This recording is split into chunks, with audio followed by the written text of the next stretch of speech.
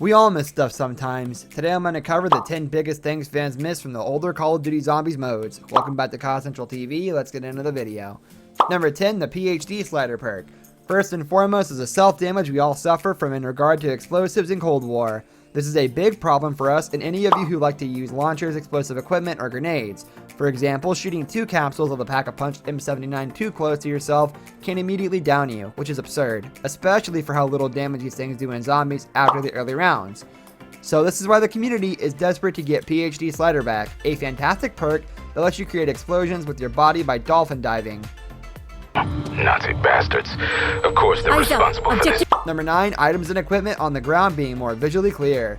The way equipment works in Cold War is a bit frustrating in a few ways. One, setting off stuff in like the C4 requires you to press the interact button twice, which is the same input for picking stuff up.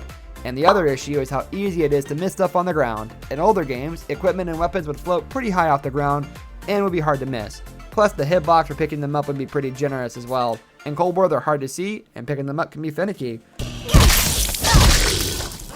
Number 8, competitive modes and the 8-player mode from Black Ops 2. Outbreak is a brave new direction for COD Zombies. That much is clear. It basically combines the zombies in Warzone and lets people experience the gameplay loop in a whole different way. But even with new content, we'll always miss the inventive modes from past COD games, and sometimes a group of friends who wants to play zombies exceeds 4. So it's always good to have options for people who want to play a game mode with more people.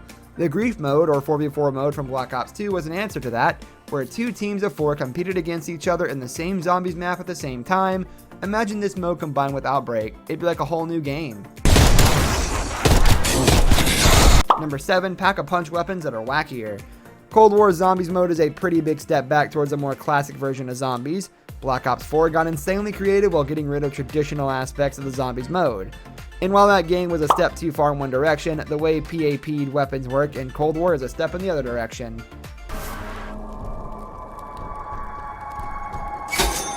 Number 6, when the storyline was so much simpler. Let's face it, the narrative for zombies in Call of Duty games is nonsensical. Apothecon's Keepers, Element 115, Dr. Monty, the Shadow Man, Richtofen, Max's, the Ether Pyramid. It's also ridiculous. It's non-coherent, absurd, and impossible to follow. Cold War Zombies tries once again to simplify the plotline, but it's still pretty out of control. Fans missed the days where it was zombies, and it was just a product of an unknown element, and Richtofen was up to some scheme behind the scenes. Neutralize the zombie. Number 5, AI partners for solo or unfilled games. The next one is something pretty small, but something a lot of us have been sorely missing. You can wait to play zombies until your group has time on their schedules, but you can also play by yourself if you feel so inclined. The experience is different but still enjoyable, and some of you honestly prefer solo over public lobbies.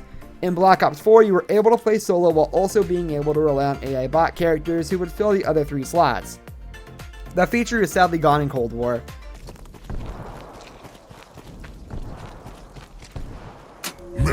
Number 4, specific characters for the map instead of operators. Speaking of characters, we didn't realize how much we'd miss the map-specific characters in zombies. In Cold War, you're now able to select from any multiplayer operators to play as, but in most, if not all the previous games, you'd spawn in as a character who was actually part of the story instead of just some copy-pasted agent. Sure, some of the crews were forgettable, but most were pretty amazing. Number 3, points triggering from hits rather than kills.